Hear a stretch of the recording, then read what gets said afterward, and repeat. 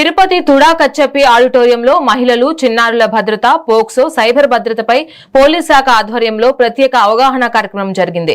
ఈ సమావేశానికి ముఖ్య అతిథిగా హాజరైన జిల్లా ఎస్పీ ఎల్ సుబ్బారాయుడు ఐపీఎస్ అలాగే మహిళల భద్రతే తమ ప్రధాన లక్ష్యమని స్పష్టం చేశారు।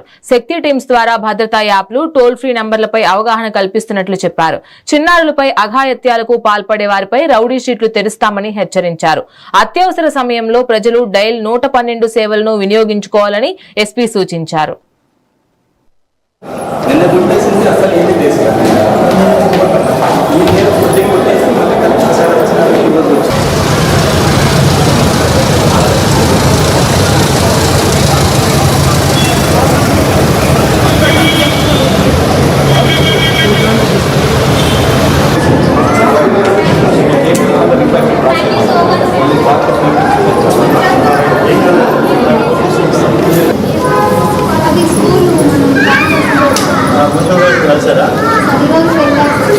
మీకేదన్నా బుక్స్ తర్వాత వెస్ట్ దాదాపు ఇటీవల కాలంలో జిల్లా వ్యాప్తంగా గత నెల రోజులుగా 65,000 మంది మహిళల్ని ఈ కార్యక్రమం ద్వారా కలుసుకోవడం జరిగింది।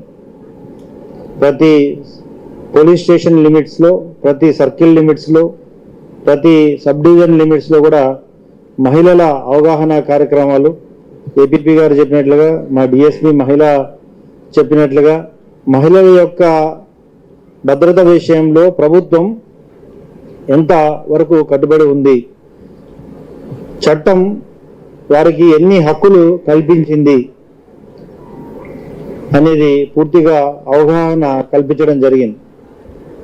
ముఖ్యంగా ఏ సమాజమైనా ఇద్దరు కూడా సమానంగా ఉన్నప్పుడే ఆ ఇల్లైనా లేదా ఆ ఊరైనా లేదా ఆ సమాజమైనా అభివృద్ధి పథంలో ముందుకు వెళ్తుంది।